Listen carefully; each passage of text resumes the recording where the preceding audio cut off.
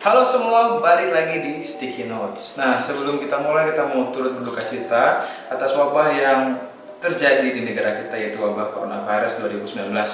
Nah, hari ini kita akan membahas tentang hal-hal yang dikoar-koarkan oleh masyarakat Indonesia mengenai wabah ini, yakni lockdown. Nah, sebelum kita menuntut pemerintah kita untuk melakukan lockdown, ada baiknya kita tahu apa itu lockdown dan kira-kira apa dampaknya buat negara kita. Lalu, apa juga perbedaannya dengan social distancing? Mari kita bahas.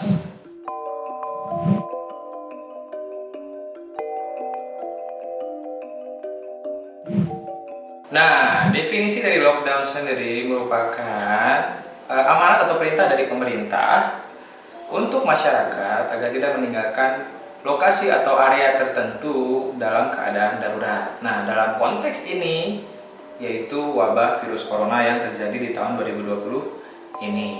Nah, dalam kasus lockdown sendiri, setiap pemerintahan itu memiliki regulasi tersendiri mengenai lockdown.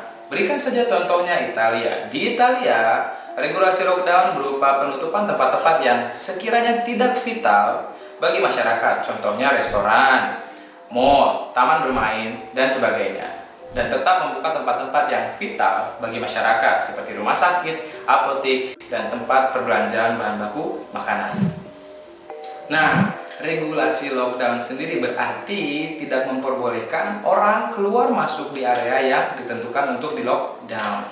Contohnya, ada orang mau masuk ke suatu tempat yang terdapat regulasi lockdown, mereka tidak akan bisa masuk. Dan orang yang mau keluar dari tempat yang terdapat regulasi lockdown tersebut juga tidak dapat keluar. Nah, lalu apa itu social distancing? Social distancing merupakan himbauan kepada masyarakat untuk mengurangi interaksi sosial yang terjadi. Contohnya, ngumpul-ngumpul dalam skala yang cukup besar, atau misalnya konser, ataupun perkumpulan-perkumpulan lainnya yang melibatkan banyak orang.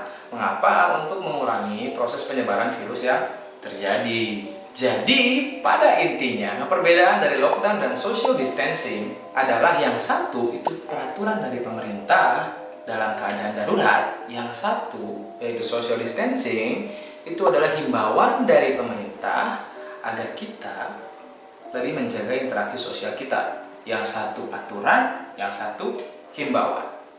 Nah, seperti biasa, kalau kita sudah tahu hal tadi, kita akan masuk di insight.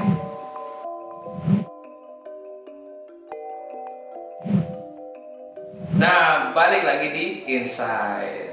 Guys, it's actually on us. Ini tentang bagaimana kita menyikapi wabah yang terjadi di Indonesia. Haruskah kita memaksa pemerintah untuk melakukan lockdown yang memiliki dampak cukup besar?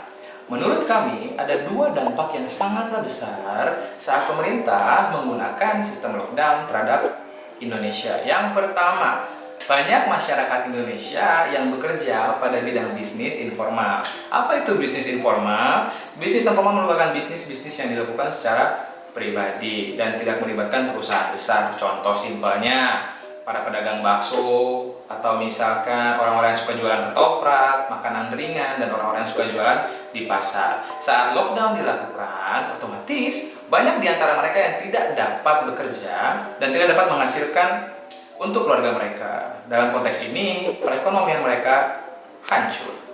Dan apa yang akan terjadi? Pemerintah harus menyiapkan bantuan langsung tunai atau BLT kepada mereka dan dalam jumlah yang cukup besar.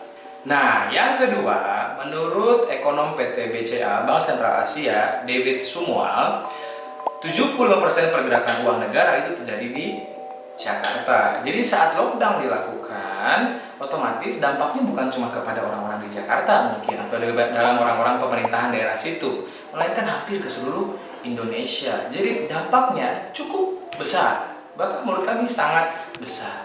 So guys, mari kita berpikir bukan untuk hanya kesejahteraan perseorangan atau kelompok tertentu, tapi mari kita berpikir untuk kesejahteraan kita bersama.